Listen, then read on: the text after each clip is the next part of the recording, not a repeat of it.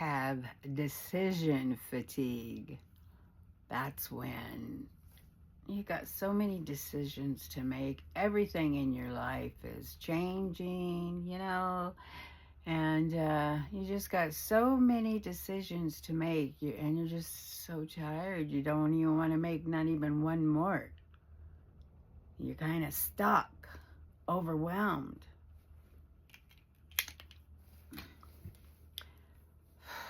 Yeah, it's hard right now. It's like they say, I'm reading. It's like a shock to your nervous system. And that's what's going on with me, because and they say that I was asked, is it physical, is it mental, emotional, logistical? And I'm like, it's all of it. It's all of it. It's not just one thing. It's all of that. I mean, I'm getting divorced. I have to move. I have to make all these decisions. I'm going from wife to single hot chick. Joking. But anyway, I have a lot of decisions to make, and I'm tired. And I got a million more. Just moving into the apartment, putting it together. I mean, I'm picturing, okay, when it's all done, sitting there on my couch, all curled up, having some macaroni and cheese, and some dark chocolate, and being happy. With my candles burning, because, I love candles. Don't they just make everything better? But are you suffering from decision fatigue? Do you have a lot going on in your life? At 65 years old, I mean, everything's changing for me. Everything. I used to be in a wheelchair. I used to be almost 400 pounds. Yeah, and I've lost 230 pounds and got 2 new knees. I did a year of physical therapy. I'm Debbie Garcia, the badass baby boomer. I'm changing everything. I am trying to, I have decision fatigue. I have 2 YouTube channels. I have a school membership for weight loss. I'm thinking about starting one for, women getting divorced, senior citizen ladies getting divorced, going through transitions, changing everything. Yeah. So, decision fatigue and transition. So what do you do when you have, decision fatigue? Well, of course, I asked ChatGPT, and he said, rest. That, there's nothing wrong with. I said I felt like crawling under the blankets, watching old movies, and just snacking. And just not making any decisions. And I know that's not right.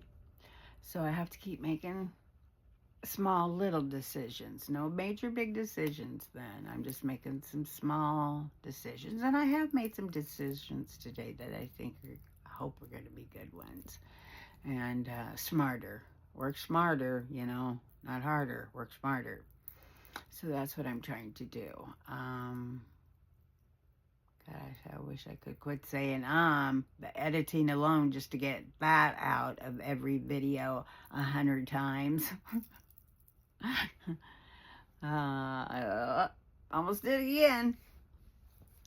So yeah, I am suffering from decision overload. I have decisions to make with divorce and everything. And I was really feeling happy and excited inside. It's just been like 2 or 3 days. I've been kind of in this fog, and I didn't know what it was exactly. It's like, why am I not feeling a lot happier?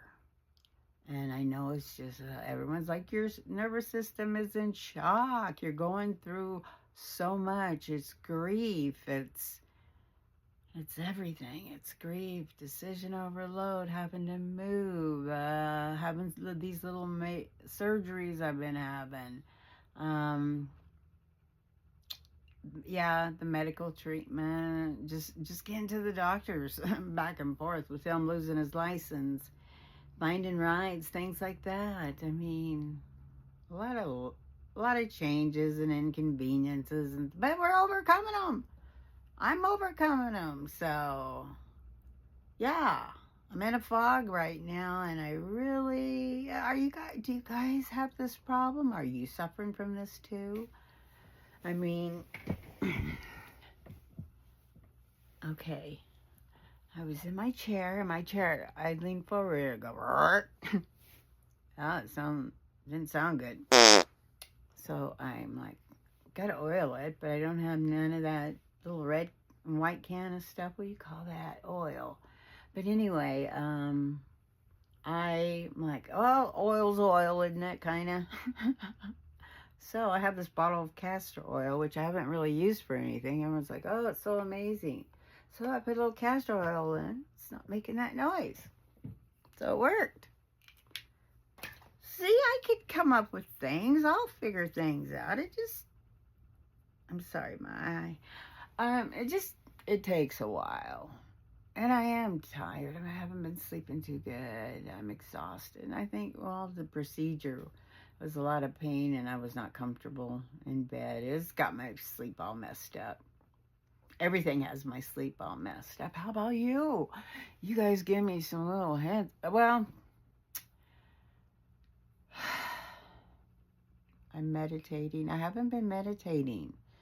I went to water aerobics yesterday. I went to water aerobics this morning. I get to go tomorrow. So a lot of physical exercise, that helps. That helps with the stress and getting out and visiting with my girlfriends and, the community and everything.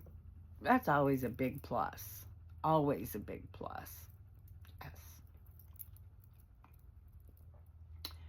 Yeah.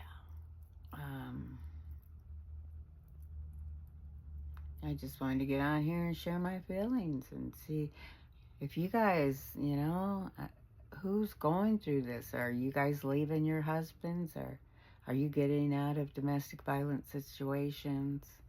When you left, I mean, a lot of ladies tell me after I get all moved out and everything, I'm just going to breathe easy and I'm going to be a lot happier and feel really good. So I am looking forward to that. It's just right now, even packing is like, ugh. I'm such a whiner, I know. I'm really whining. I should not be whining. I should be saying, hey, we're doing this. We are doing this. I mean, we're making positive changes. And that's what's important, the positive changes that we're making to make our lives better. At 65 years old, I mean, come on. Like I said, we're not dead yet, but it's not like we've got decades to go. Oh, maybe we could. Yeah, kind of bionic and invincible, getting healthier, stronger. Could live a few more decades.